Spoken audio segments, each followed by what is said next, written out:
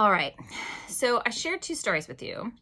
One we're calling Women Who Fell from the Sky by the Iroquois, and then Grandmother's Spider Brings the Sun by the Cherokee. And I asked you to kind of think about like what similarities you saw in the stories, kind of common themes. So if you have sat there for a moment, kind of thought over the stories, one common theme right away, right, is the role that women play. In the first story, women really basically create nearly everything, right? The world comes from women. Now, to be fair, that's another thing that we can see in these stories is the role of animals, because the world comes from women, but it's on Turtle's back, right? So she creates it with the help of animals. So we have Turtle's back, muskrat got us a little bit of the ocean floor.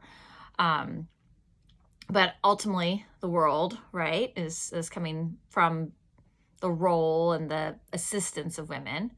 The next generation comes from women. They give birth to the next generation. Food comes from women. And note, incidentally, it's called the Three Sisters, also suggest the role of women. And then in Grandmother Spider Brings the Sun, light, like again, we can't exist without the sun. So life comes from women. And then significantly too, in Grandmother Spider Brings the Sun, we can see the role of older women, right? There's a respect for elder women, which again, I noted in the text of the lecture, that's going to be in direct contradiction to what we're going to see in English colonial society. Just, a little hint, you probably know a little bit about what happens in Salem in 1692 if you're an older woman. So again, some kind of contradictions. They're not contradictions, that's not really the word I'm looking for, but the ways in which these two societies are kind of headed towards a crash, like collision, because they're so different in how they're interpreting the world.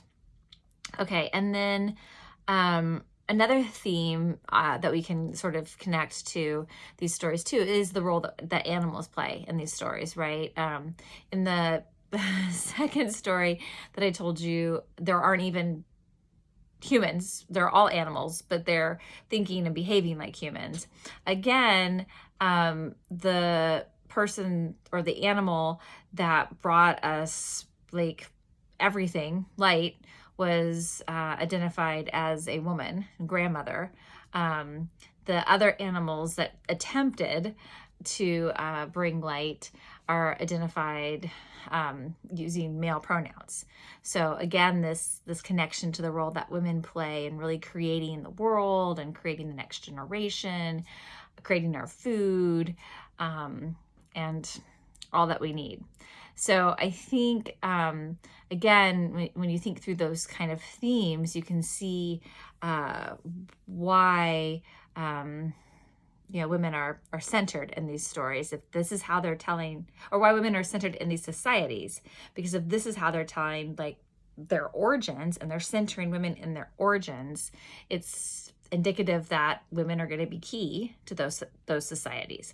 Now, again, I noted in the last video, I noted it in the lecture, this isn't true of all Indigenous peoples, but we are in a women's history class, so why not center communities and stories that center women? All right, if you've got any questions, again, you can put those in the discussion board. Take care.